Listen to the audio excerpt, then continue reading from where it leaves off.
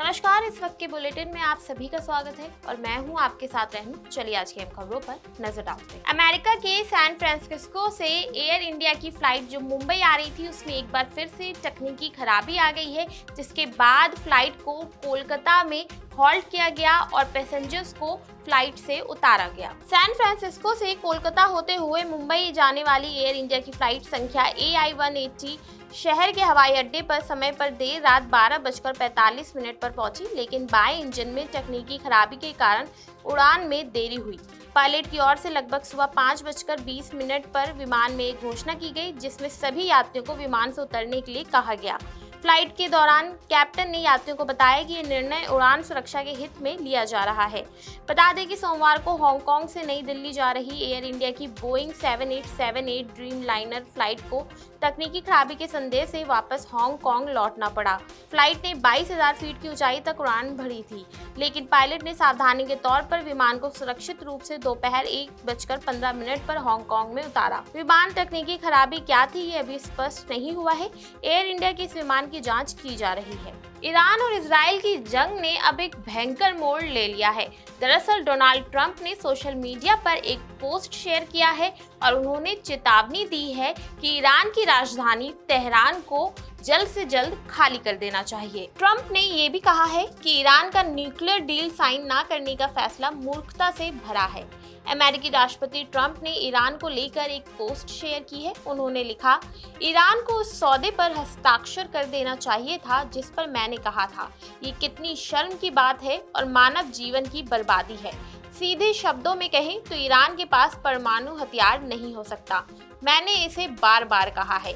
सभी को तुरंत तेहरान खाली कर देना चाहिए। ट्रंप ने हाल ही में दावा किया था कि उनके प्रयासों से इजराइल और ईरान के बीच भी जल्द शांति स्थापित हो सकती है। ट्रंप ने सोशल मीडिया पर लिखा था कि जिस तरह उन्होंने भारत और पाकिस्तान के बीच व्यापार के जरिए तनाव कम किया था, उसी तरह वे इजराइल और ईरान को भी बातचीत की मेज पर ला सकते हैं। अमेरिका के राष्ट्रपति डोनाल्ड ट्रंप ने G7 शिखर सम्मेलन बीच में ही छोड़ने का फैसला किया है।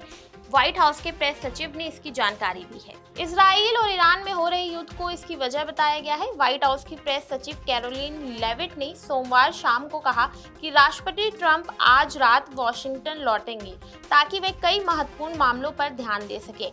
इसके पहले ट्रंप की मंगलवार देर रात तक कनाडा में रहने की योजना थी। वे रविवार को कनाडा पहुंचे थे।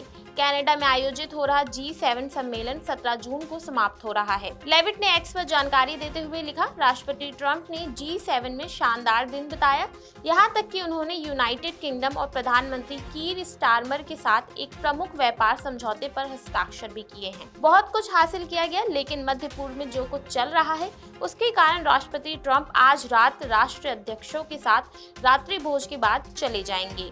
सोमवार को ग्रुप फोटो के दौरान ट्रंप ने कहा, काश मैं कल के लिए रुक पाता, लेकिन वे समझते हैं ये बहुत बड़ी बात है। देश के लोगों को गर्मी से राहत मिली है। मौसम विभाग ने दिल्ली समेत 14 राज्यों को भारी बारिश के अगले 24 घंटों में चेतावनी जारी की है। पूर्व अनुमान के अनुसार तमिलनाडु, पुडुचेरी, कराईकल, तटीय आंध्र प्रदेश और यनम सहित दक्षिण भारत के अन्य हिस्सों में भी आज हल्की से मध्यम स्तर की वर्षा होगी। मध्य प्रदेश, छत्तीसगढ़, उप हिमालय, पश्चिम बंगाल, सिक्किम, बिहार, झारखंड, ओडिशा सहित पूर्वी और मध्य भारत के कुछ हिस्सों में भी मंगलवार को अलग अलग स्थानों पर भारी बारिश होने की संभावना है। मौसम विभाग ने बुधवार तक राष्ट्रीय राजधानी के लिए येलो अलर्ट जारी किया है, जिसमें गरज के साथ हल्की से मध्यम बारिश की संभावना जताई गई है। साथ ही 50 से 60 किलोमीटर प्रति घंटे की रफ्तार से तेज हवाएं चल सकती हैं। दिल्ली NCR में आज भी आसमान में बादल छाए हुए हैं। आज शाम तक हल्की बारिश हो सकती है। वहीं 17 से 20 जून के दौरान गुजरात, कोंकण, गोवा, मध्य महाराष्ट्र, मराठवाड़ा और अंडमान और निकोबार द्वीप समूह में गरज के साथ बारिश के आसार हैं। इस दौरान 30 से 40 किलोमीटर प्रति घंटे की रफ्तार से हवाएं चल सकती हैं।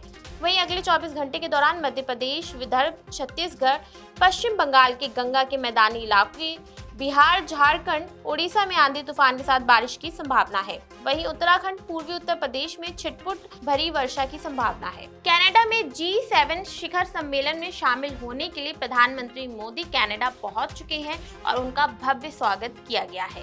G7 समिट में ये उनकी लगातार छठी भागीदारी है। कनाडा के प्रधानमंत्री मार्क कार्नी के निमंत्रण पर पीएम मोदी अपनी यात्रा के दूसरे चरण में साइप्रस से कनाडा पहुंचे। प्रधानमंत्री शिखर सम्मेलन के दौरान कई द्विपक्षीय बैठकें भी करेंगे। इस मौके पर ऊर्जा सुरक्षा, प्रौद्योगिकी और नवाचार, विशेष रूप से AI, ऊर्जा संबंध और क्वांटम संबंधी मुद्दों सहित महत्वपूर्ण वैश्विक मुद्दों पर भी चर्चा करेंगे। बता दें, पीएम मोदी का कनाडा दौरा अहम है क्योंकि इससे पहले खालिस्तानी समर्थक अलगाववादी हरदीप सिंह निज्जर की हत्या के बाद दोनों देशों के रिश्ते सबसे खराब स्थिति में पहुंच गए थे। पिछले साल अक्टूबर में भारत ने अपने उच्च आयुक्त और 5 अन्य राजनयिकों को वापस बुला लिया था क्योंकि ओटावा ने उन्हें निज्जर मामले से जोड़ने का प्रयास किया था। भारत ने कनाडा के भी इतने ही राजनयिकों को निष्कासित किया था। तो ये थी आज की अहम खबरें जिन पर हमारी दिन भर नजर बनी रहेगी। ऐसे ही देश और दुनिया की तमाम खबरों के लिए देखते रहिए नवोदय टाइम्स पंजाब की।